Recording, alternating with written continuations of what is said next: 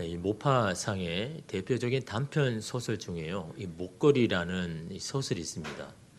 이 소설에서는요, 이 한 여인이 왜 불행하게 되었는지에 대해서 이렇게 소개를 합니다. 이 여인은요, 미모가 굉장히 뛰어난 여인입니다.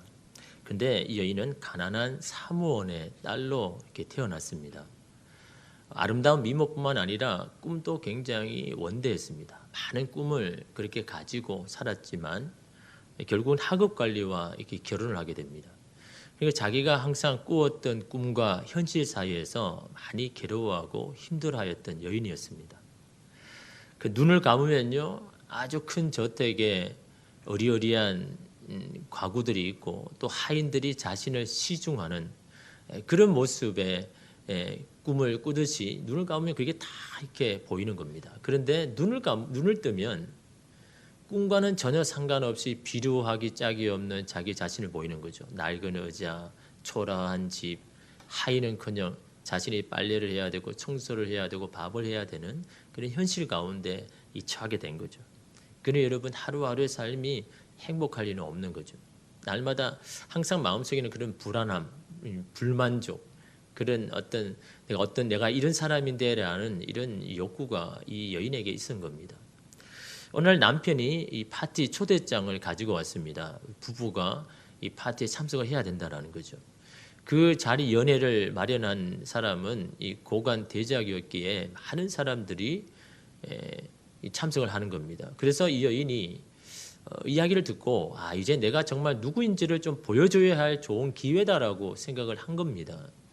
그래서 이제 남편의 이 파티에 참석하기 위해서 남편의 비상금을 다 이렇게 가지고 이 예쁜 옷을 이렇게 사 입고 또한 친구에게 이 화려한 목걸이를 빌린 겁니다. 보기에도 너무너무 화려한 그 목걸이를 빌려서 그 파티장에 참석을 한 거죠.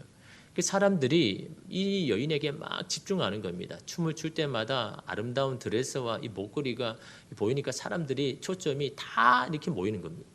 지금까지는 자기를 집중해주고 자기를 인정한 사람이 없었거든요. 그러다가 사람들의 어떤 스포트라이트를 받으니까 너무너무 행복한 겁니다. 이게 정말 내가 원하는 삶이었고 내가 이런 삶을 내가 원해서라는 그런 행복감에 젖었는데 그 행복과도 잠깐이었습니다. 돌아가는 길에 목걸이를 잃어버린 겁니다. 그러니까 이 여인은 너무나 큰일 났지 않습니까? 재산을 다 팔아도 모자라가지고 사람들에게 돈을 높은 이자를 빌려가지고는 이 목걸이를 사서 이 친구에게 돌려준 겁니다.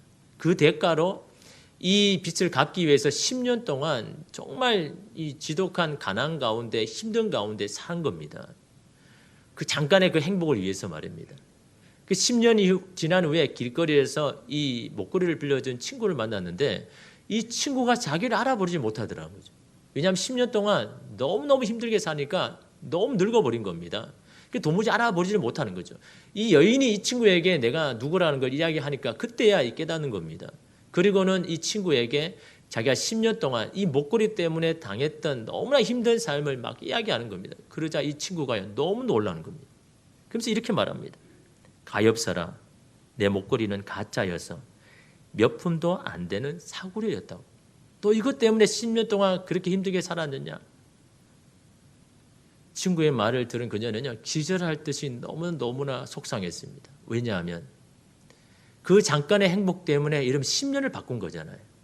그것 때문에 여러분 10년 동안 살아왔던 자신의 인생을 돌아보니까요, 너무너무 억울한 겁니다. 근데 여러분 이건 누구 탓입니까? 남의 탓도 아니잖아요. 자기가 사람들에게 인정받기를 원하고 사람들에게 나는 이런 사람이라는 것을 보여주기 위해서 그 잠깐의 내 욕구와 내 욕망을 해소하기 위하여서 나는 그런 행복을 위하여서 10년을 바꾼 거잖아요. 그런 허영 때문에 여러분 자기가 10년을 여러분 그렇게 살아왔던 거 아닙니까?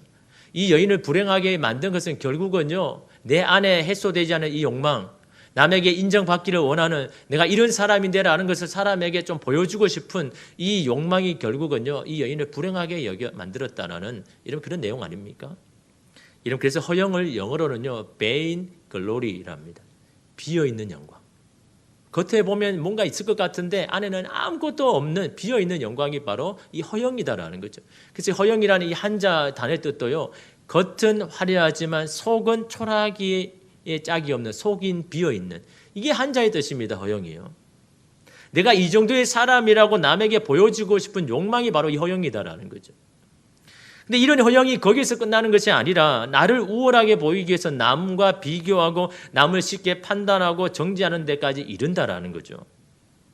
그래서 나와 다르면 그 사람은 나쁜 사람이고 내 생각과 다르면 그 사람이 악한 사람이고 나는 괜찮은 사람이고 그렇게 여러분 그것을 통해서 내가 다른 사람과 다르다는 이 우월성을 보여주더라는 거죠. 여러분 이 허영을 부추기는 것이 바로 인정입니다. 여러분 사람에게 가장 절제가 안 되는 것이 여러분 이 인정 아닙니까? 사람에게 인정받고 싶은 유혹을요 뿌리칠 수 있는 사람은 거의 없습니다. 누구나 이런 인정에 목물 매지 않습니까? 인정을 받는 것이 이런 나쁜 것이 아니라 이것이 동반하고 있는 것들이 큰 문제를 일으키더라는 거죠. 사람들에게 인정받지 못했을 때 아니면 다른 사람과 비교해서 덜 인정받았을 때 내 안에 일어나는 이 시기와 질투와 비난과 질책, 거짓이 우리 안에 이게 이런 문제 아닙니까? 여러분 지금 한국 사회는요 그런 여러분 이런 이 스트레스로 극에 달해 있습니다. 또한 이런 것 때문에 보이지 아니하는 이 자신의 미래, 불안정한 이 미래 때문에 불안과 염려 가운데 여러분 이 조바심 가운데 있지만요 이걸 어떻게 합니까? 이 분노로 다 표출하잖아요. 여러분 요즘 댓글 보면요 차라리 안 읽는 게 정서적으로 여러분 낫습니다. 이런 댓글들을 보면요 누구 하나 잘못된 것만 여러분 딱 기다렸다가 하이에나처럼 막 물어뜯고 공격하는 것이 대부분 이 댓글들 아닙니까? 그 사람의 사정과 형편은 아랑곳하지 않고 뭐 자비와 아량 이런 거 없습니다. 그냥 자기에 있는 이 감정들은 막 쏟아내면서 여러분 그런 댓글들을 보면요 어떨 때는요 무섭기도 합니다. 야 사람이 이렇게 마음 안에 이런 마음들이 있었는가? 나와 성향이 다르고 생각이 다르다고 하여서 그 사람에 대해서 이렇게까지 극단적으로 공격할 수 있는가라는 이런 댓글들을 보면요 참 무섭습니다. 나와 다르면 악이고 나와 같으면 선이 되어버리죠. 내 생각과 함께하면 좋은 사람이고 내 생각과 다르면 나쁜 사람으로 처해버리는 것이 여러분 오늘 우리 시대에 있는 우리 마음속에 안에 있는 것들 아닙니까? 그러기에 이런 한국 사회가 참으로 걱정됩니다. 이것은 바이러스보다 더 큰 중병입니다. 더 사회를 힘들게 하고 여러분 사회로 움츠리게 하는 것들 아닙니까? 결코 바람직한 모습이 아닙니다. 이것은 결코 성숙한 사회의 모습이 아니다라는 거죠. 동물적인 본성만 여러분 남아있는 것 아닙니까? 나와 다름이 차별과 여러분 거절의 이유가 될 수 없다라는 겁니다. 사람들은 저마다 생각이 있고 가치관이 있지 않습니까? 다 같아질 수가 없는 겁니다. 그 다름을 인정하는 것이 성숙한 여러분 사회 아닙니까? 그런 다름에도 불구하고 여러분 대화와 이해를 통해서 합의점을 찾아가는 것이 성숙한 공동체가 아닙니까? 지난주에 신학대학원 동기 이 단체 카톡방이 있었습니다. 그때 일어난 일인데 한 사람이요 이 신종 코로나 바이러스에 대해서 이야기를 하는데 이 정치적인 발언을 한 겁니다. 너무나 속상해서 그렇게 한 모양인데 이 사람과 정치적인 성향이 다른 이 동기가 거기에 대해서 막 질책을 하는 겁니다. 왜 이런 방에 그런 정치적인 이야기를 하는가라고 막 하면서 막 이 말다툼이 이렇게 벌어진 겁니다. 그 질책을 하던 그 사람이요 이 단체방에서 나가버리니까 이 사람과 정치적인 성향이 비슷한 사람들도 다 나가버리는 거예요. 그럼 한마디로 한순간에 엉망진창이 되어버리는 거죠. 저는 이 모습을 보면서 이게 바로 지금 이 사회에 보여주는 한 단면이 아닌가. 이에 미국에서 이민 목회를 한 동기분이요 이런 상황이 너무 안타까워서 이런 글을 올렸습니다. 저는 미국 이민교회에서 담임 목회를 한 지 만 9년이 되어갑니다. 미국도 공화당과 민주당이 완전히 나누어져 있습니다. 미국 목사님들의 사정도 한국과 전혀 다르지 않는 것 같습니다. 사람마다 정치적 성향이 다 다를 수 있고 자기 의견을 내는 것도 그럴 수 있다고 생각합니다. 그런데 상대방이 내 생각과 다르다고 단체방에서 비방하는 것은 문제겠지요. 그리고 나와 의견이 다르다고 동기방에서 너무 쉽게 너무 빨리 나가버리는 건 또 뭔지 마음이 아픕니다. 우리가 한 방에 있는 것은 정치적인 성향이 같아서가 아니라는 것을 잘 알아야 할 것 같습니다. 우리가 하지 못하면서 성도들에게 용서와 사랑과 포용을 이야기할 수 있을지 의문입니다. 나만 옳다는 생각이 바이러스보다 훨씬 더 무서운 것 같습니다. 주님 안에서 다시 하나됨을 기대해 봅니다. 안타까운 심정에 몇 자 적어 봅니다. 저도 그분이 말한 나만 옳다는 생각이 바이러스보다 더 무섭다는 말에 동의합니다. 나만 옳다는 것은 무엇을 전제합니까? 다른 사람은 틀렸다는 것을 전제하지 않습니다. 내가 맞을 수도 있고 그 사람이 맞을 수도 있는 거예요. 아닙니까? 내가 틀릴 수도 있고 그 사람이 틀릴 수도 있는 겁니다. 단지 생각이 다르고 성향이 다를 뿐입니다. 우리가 이런 한 방에 있고 한 공동체를 이루는 것은 같은 정치적인 성향이 같아서 하는 게 아니지 않습니까? 예수 그리스도의 놀라운 그 사랑 앞에 함께 하나 되는 다름에도 불구하고 하나님의 나라를 위해서 함께 맞춰가는 것이 여러분 우리가 있는 공동체지 같은 정치적인 성향이 있어서 같이 이 신앙적인 공동체를 이루는 게 아니지 않습니까? 그래도 불구하고 나와 다르다고 해서 여러분 마음을 닫아버리고 여러분 나가버린다는 것은요 결코 하나님이 원하시는 이런 그런 모습은 아닐 것입니다. 오늘 말씀을 보면 예수님께서 하나의 비유를 말씀합니다. 그것은 바리새인과 세리의 비유입니다. 그러나 이러면 하나님께서 말씀하실 때 이 비유를 누구를 대상으로 하시는지 분명히 말씀하죠. 이러면 우리는 그것을요 가지고 말씀을 묵상해야 되는 겁니다. 예수님께서 특정 다수에게 말씀하시는지 아니면 특정한 누군가가 이 비유의 말씀을 들어야 되는지 그것이 여러분 중요한 거죠. 오늘 이 비유의 말씀은 누구에게 여러분 들려주는 말씀입니까? 9절 말씀에 보면요. 또 자기를 의롭다고 믿고 다른 사람을 멸시하는 자들에게 이 비유로 말씀하시되 누구에게 이 비유를 말합니까? 자기는 의롭다고 믿는 사람, 나는 괜찮은 사람이고 나는 의로운 사람이다라고 스스로 믿는 사람, 반면에 다른 사람을 멸시하는 사람, 다른 사람은 악한 사람이고 옳지 못한 사람이라는 것을 판단해서 그 사람을 멸시하는 사람, 이런 사람에게 오늘 이 비유의 말씀을 하고 있다는 것을 여러분 우리는 염두에 두고 이 말씀을 읽어 나가야 된다는 거죠. 이 비유에서 여러분 성전에 가서 기도하는 두 사람을 소개하죠. 한 사람은 바리새인이고 한 사람은 세리입니다. 여러분 이 바리새인은 어떤 사람입니까? 11절에 보니까요. 바리새인은 서서 따로 기도하여 이르되 하나님이여 나는 다른 사람들 곧 토색, 불의, 간음을 하는 자들과 같지 아니하고 이 세리와도 같지 아니함을 감사하나이다 라고 이렇게 기도합니다. 여러분 이 바리새인은 객관적으로는요 좋은 신앙인입니다. 우리가 여러분 이 바리새인의 부정적인 모습만 봐서 여러분 우리가 함부로 판단하지만 여러분 이 바리새인들을 여러분 객관적으로 보면요 좋은 신앙인입니다. 여러분 토색이라는 뜻이 뭡니까? 자기가 가지고 있는 힘이나 여러분 이 지위를 이용해서 상대적으로 약한 자를 있는 자에게서 뭔가를 탈취하는 강탈하는 그것을 바로 토색이라고 이야기합니다.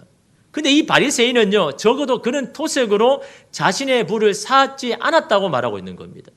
바리새인은 충분히 여러분 남을 토색할 수 있는 위치가 있고 힘이 있는 사람 아닙니까? 마음만 먹으면 충분히 그렇게 할 수 있습니다.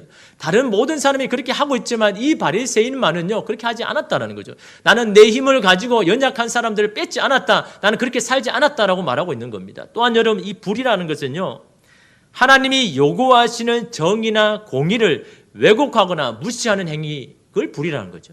하나님의 뜻을 자기의 생각으로 왜곡하고 그렇게 하는 행동을 아직 하지 않았다. 다시 말하면 하나님의 말씀대로 살려고 무단히 노력했다. 그것이 지금요 바리새인이 지금 고백하는 겁니다. 또한 여러분 간음하지 않았다는 거죠. 충동적인 욕망을 제어하면서 신실하게 살아가려고 했다라고 그렇게 고백합니다. 이런 또한 12절에 보면요. 나는 일회에 2번씩 금식하고 또 소득의 11조를 드리나이다 라고 이야기합니다. 이 바리새인은 경건한 사람입니다. 여러분 7일 한 주마다 2번이나 금식했습니다. 여러분 그것을 아무나 할 수 있습니까? 한 주마다 매주마다 여러분 한 주 동안 2번씩이나 금식하면서 여러분 살았던 사람입니다. 이런 점에서 보면 그가 딱히 비난을 받거나 지적을 받아야 할 행동이나 모습은 없습니다. 그런데 무엇이 예수님으로 하여금 의롭다함을 받지 못할까요? 이게 여러분 우리가 생각해야 할 거 아닙니까? 왜냐하면 여러분 우리는 세리가 아니거든요. 여러분 세리가 아닙니다. 사람들이 비난할 만한 그런 일을 하고 직업을 가진 사람 여기 없지 않습니까? 또한 여러분 우리 나름대로 신앙생활을 여러분 잘하고 있지 않습니까? 그러게 우리는 세리가 아닌 겁니다. 우리는 이런 바리새인의 긍정적인 모습을 하고 있는 사람들이잖아요. 그런 모습을 가지고 있는 오늘 우리에게 이런 말씀하고 있는데요. 왜 예수님은 그런 이 바리새인의 긍정적인 그런 신앙의 모습을 가지고 왜 의롭다함을 받지 못할까? 의롭다함을 받지 못한다는 것은 하나님이 인정하지 않겠다는 겁니다. 왜 그럴까요? 여러분 우리는 이게 심각한 고민이 되어야 되는 겁니다. 맞지 않습니까? 우리는 신앙생활 나름대로 잘하고 있지 않습니까? 경건하게 살려고 노력하고 있지 않습니까? 그런데 그런 모습이 하나님 앞에 예수님 앞에 의롭다고 받지 못한다는 이것을 보면서 우리는 고민해 봐야 되는 겁니다. 정말 우리가 이렇게 살아가는 신앙생활하는 모습이 예수님 앞에 섰을 때 니는 의롭다함을 받지 못한다고 말한다면 이게 이런 우리가 심각하게 고민해 보아야 할 신앙의 모습 아닙니까? 어떤 사람은 그럽니다. 그들이 외식했기 때문이다. 그것도 맞는 말입니다.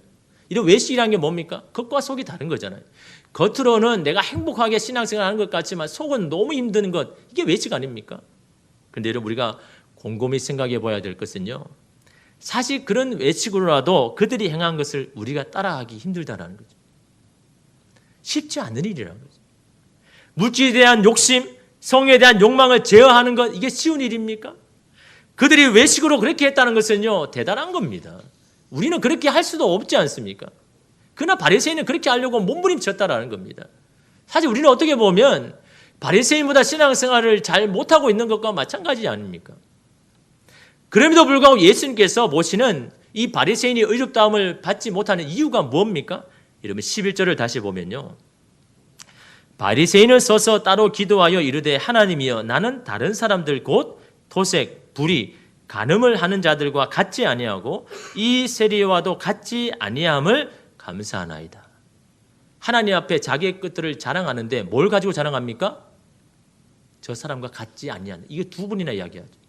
나는 저 사람과 다른 사람입니다.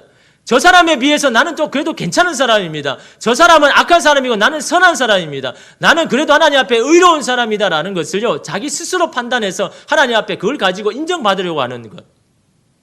이게 하나님 예수님 보시기에 의롭다함을 받지 못한다는 겁니다. 왜요? 선과 악을 판단하는 주체가 자기임을 그렇게 말하고 있는 겁니다. 여러분 이게 큰 하나님 앞에서는 큰 교만 아닙니까? 창세기 2장 16절 17절에 보면요, 여호와 하나님이 그 사람에게 명하여 이르되 동산 각종 나무의 열매는 내가 임의로 먹되 선악을 알게 하는 나무의 열매는 먹지 말라. 내가 먹는 날에는 반드시 죽으리라 하시리라. 하나님께서 모든 이 동산의 나무 열매는 다 먹지만 이 선악을 알게 하는 이 열매는 먹지 마라 라고 말씀하셨죠. 이에 뱀이요 하와에게 뭐라고 이야기합니까? 창세기 3장 5절에 보면 너희가 그것을 먹는 날에는 너희 눈이 밝아져 하나님과 같이 되어. 이거 모르면 너 하나님 같이 되는 거예요. 그 하나님과 같이 된다라는 그 대표적인 것이 뭡니까? 선악을 아는 것, 선악을 분별하는 것, 선악을 판단하는 것. 다시 말하면 여러분, 하나님과 우리 사이의 경계선이 뭡니까? 선악을 판단하고 분별하는 것이 바로 그것은 하나님께 속한 것인데 우리가 하나님이 되려고 한다는 겁니다. 다시 말하면 우리가 선악을 판단하고 분별하는 이 경계선을 넣어보려 하는 것, 이것이 하나님 앞에 의롭지 못한다라는 겁니다.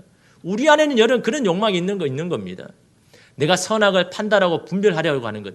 다시 말하면 선악을 판단하는 것은 하나님께 속한 것이라는 거죠. 우리 인간에게 속한 것이 아니다라는 겁니다. 그것을 우리는 그 경계를 넘으려고 하더라라는 겁니다. 여러분 오늘 우리가 우리의 생각과 가치관으로 남을 판단하고 정죄하는 것은 바로 오늘 이 시대도 그 선악과를 먹고 있다는 것을 여러분 기억해야 되는 겁니다. 하나님의 경계를 넘어가려고 하더라는 거죠. 우리가 하나님이 되려고 하고 있더라라는 겁니다. 우리는 의미 없이 그냥 던진 그 말이요, 여러분 그 사람을 판단하고 정죄하는 말이라면요, 여러분 우리는요 이 선악과를 지금도 먹고 있는 겁니다. 우리가 하나님이 되려고 이러면 하고 있더라라는 겁니다. 이러면 세상에서 선과 악을 가른다는 것은요 그렇게 쉬운 일이 아닙니다. 지금은 여러분 선으로 여겨지는 것이 나중에는 악으로 판명되는 것이 얼마나 많습니까? 그 반대일 수도 있지 않습니까? 선한 뜻으로 한 일이 어떤 사람에게는 누구에게는 불편한 일이 되고 상처가 되는 일이 여러분 될 수도 있지 않습니까? 선악에 대한 궁극적인 판단은요 하나님께 맡겨야 한다는 거죠. 한계가 있는 인간이 누군가를 판단하는 자리에 있다는 것은 그 자체가 하나님 앞에 교만이다라는 거죠. 이것을 통해서 누구에게 인정받기를 원한다는 그런 마음조차도 하나님 앞에 여러분 우리가 그렇게 서서는 안 된다라는 겁니다. 창세기 31장에 보면요 하나님께서 이 꿈에 야곱의 외삼촌인 라반에게 이렇게 말씀합니다. 창세기 31장 24절에 보면 밤에 하나님이 아람 사람 라반에게 현몽하여 이르시되 너는 삼가 야곱에게 선악간에 말하지 말라 하였더라. 이 외삼촌인 라반에게 하나님께서 꿈에 나타나셔가지고 야 너 야곱에 대해서 선악간에 말하지 마라. 이 야곱이 선하다 아니면 악하다 그렇게 말하지 말라라고 말씀하셨습니다. 여러분 지금 라반은요 야곱을 지금 쫓고 있거든요. 왜냐하면 자신의 모든 재산들을 다 가지고 말도 없이 도망쳐버린 겁니다. 그래 어떻습니까? 이 라반의 입장에서는요 이 야곱은 파렴치한 사람입니다. 왜 그렇습니까? 정말 아무것도 없이 거지처럼 왔다가 재워주고 먹여주고 살리게 하고 가정을 이루게 했지 않습니까? 그리고는 여러분 야금야금 자기 재산들을 다 빼앗아 버렸죠. 그리고 말도 없이 그냥 도망가 버렸죠. 라반의 입장에서는 이 사람은 충분히 악한 사람이고 파렴치한 사람 아닙니까? 그런데 여러분 야곱의 입장에서는 어떻습니까? 20년 동안 뼈가 빠지도록 그렇게 열심히 일한 그 대가 아닙니까? 내가 놀아서 한 게 아니라 내가 열심히 일해서 그래서 받은 이게 뭐가 문제가 되냐라고 야곱의 입장에서는 그렇게 생각할 수 있는 거 아닙니까? 이게 이러면 사람의 일이다라는 거죠. 누구의 입장에서는 나는 문제없다고 생각하지만 누구의 입장에서는요 그것이 잘못된 것이 될 수 있는 것이 여러분 우리가 살아가는 삶의 모습이지 않습니까? 그래서 하나님은요 선악간에 말하지 마라. 누가 착한 사람인지 선한 사람인지 판별하지 말아라. 판단하지 말아라 라고 라반에게 그렇게 이야기합니다. 왜요? 왜 그렇게 이야기하는 겁니까? 하나님은 라반과 야곱이 원수가 되지 않기를 원하기 때문에. 그런 하나님의 마음을 여러분 기억하셔야 되는 겁니다. 이렇게 선하고 너는 선하고 악하다 이러면 만약에 그럴 경우에는 여러분 아마 라반과 야곱은 완전히 갈라졌을 겁니다. 그렇지 않습니까? 자기 입장은 나는 괜찮은 사람인데 이 라반이 자기를 향해서 너는 파렴치한 사람이다, 너는 악한 사람이다 하고 말한다면 여러분 이 관계가 존속이 되겠습니까? 다 여러분 원수로 여러분 헤어지지 않겠습니까? 하나님은 여러분 그걸 원하지 않는다는 거죠. 전도서 여러분 12장 13절에 14절 말씀에 일의 결국을 다 들었으니 하나님을 경외하고 그의 명령들을 지킬지어다. 이것이 모든 사람의 본분이다. 인간의 본분. 하나님을 경외하고 두려워하고 그의 명령들을 지켜나가는 것이 인간이 해야 할 본분이고 하나님은 모든 행위와 모든 은밀한 일을 선악간에 심판하시리라. 하나님이 심판하겠다는 거예요. 하나님이 선인지 악인지를 내가 판단할 것이니 너희는 그런 거 하지 말고 하나님을 경외하고 그 말씀을 지켜나가는 것이 인간의 본분이라는 것을 이런 말씀하고 있지 않습니까? 그런데 지금 바리새인은 어떻게 합니까? 자신이 그런 위치에 서서 말하고 있다는 겁니다. 나는 의롭다고 믿고 이 사람들은 주변의 사람들은 악하다고 말하면서 그것을 통해서 하나님 앞에 인정받기를 원하는 것. 이런 여러분 이 바리새인의 이런 모습 때문에 하나님께서 여러분 의롭지 않다라고 여기신 건 아닙니까? 물론 여러분 명백한 악을 보고도 모른 체 한다면요 세상이 어떻게 되겠습니까? 그러나 다만 우리가 가져야 할 것이 무엇입니까? 나도 그 자리에 앉을 수 있다는 가능성을 열어두어야 된다는 겁니다. 나도 언제든지 그런 죄를 지을 수 있는 소지가 있는 사람임을 여러분 우리가 기억해야 된다는 겁니다. 그럴 때 우리 안에 어떤 마음입니까? 정죄가 아니라 긍휼히 여기는 마음. 하나님 앞에서 하나님 나도 저렇게 들을 수 있습니다. 나도 저렇게 사람들에게 비난을 받을 수 있는 자리에 있는 충분한 소지가 있는 사람입니다라는 그런 가능성을 여러분 열어둔다면 과연 바리새인이 하나님 앞에 이런 고백을 할 수 있었을까요? 나는 의롭고 저 사람은 악한 사람입니다. 그래서 나는 저 사람보다 좀 낫습니다. 그것 때문에 하나님 앞에 감사합니다라고 이러면 그렇게 기도할 수 있었을까요? 만약에 여러분 이 바리새인 마음에 긍휼의 마음이 있었다면 그런 가능성이 있는 마음이 있었다면 주님 저도 나름대로 이렇게 열심히 생활하지만 저들과 똑같을 수도 있습니다. 저렇게 행할 수 있는 소지도 있는 사람입니다. 그렇게 주님 나를 불쌍히 여기시고 하나님 나를 긍휼히 여기셔서 나의 마음 지켜주시고 나의 신앙을 지켜주십시오. 바리새인이 아마 만약에 그런 긍휼의 마음이 있었다면요 그렇게 기도하지 않았겠습니까? 그러나 이런 바리새인이 어떻게 기도합니까? 나는 저 사람과 다릅니다. 나는 저 사람보다 좀 나은 사람입니다. 나는 저 사람보다 그래도 나는 착한 사람이고 의로운 사람입니다. 스스로 여러분 남과 자신을 이런 판단해버리는 그런 위치에 있는 이 바리새인을 향하여서 이것은 하나님이 원하신 뜻이 아니다라고 이런 말하고 있지 않습니까?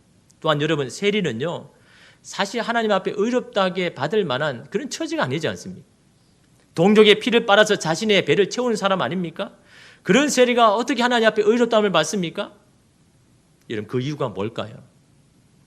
여러분 오늘 말씀에 세리가 기도하는 것을 보면요 적어도 남과 비교해서 자신을 변명하지 않더라라는 거죠. 또한 자신의 상황이나 인생에 대해서 한탄하거나 남의 탓으로 돌리지 않더라라는 거죠. 하나님 저도 세리가 좋아서 하는 줄 아십니까? 먹고 살려고 하니 어쩝니까? 배운 것도 없고 백도 없는데 다른 방도가 있습니까? 저보다 더한 사람도 있고 더 나쁜 사람도 있는데 왜 저만 비난을 받아야 합니까? 라고 기도하지 않았다라는 거예요. 그저 자신의 모습만 가지고 주님 앞에 기도했다라는 거예요. 자신의 허물만 가지고 주님 앞에 도움을 요청했다라는 겁니다. 13절에 보십시오.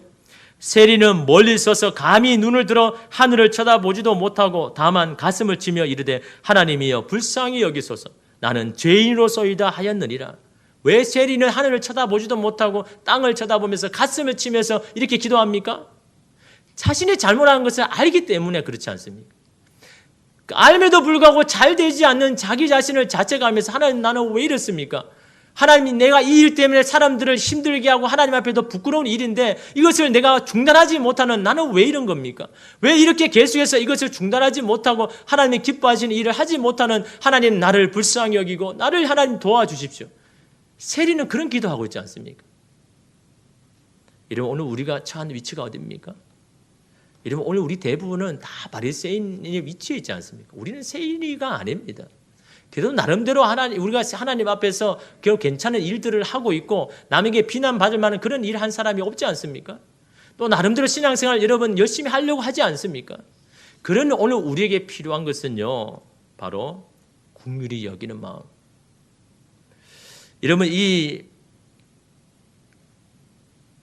이 바리새인에게 이 긍휼의 마음이 있었다면 아마 여러분 이 바리새인의 기도가 달라졌을 것이고 여러분 이 긍휼의 마음이 여러분 있었다 그러면요 정말 저 옆에서 성전 안까지 들어오지 못하고 저 밖에서 눈물을 흘리며 기도하는 이 세리를 불쌍히 여겼을 겁니다.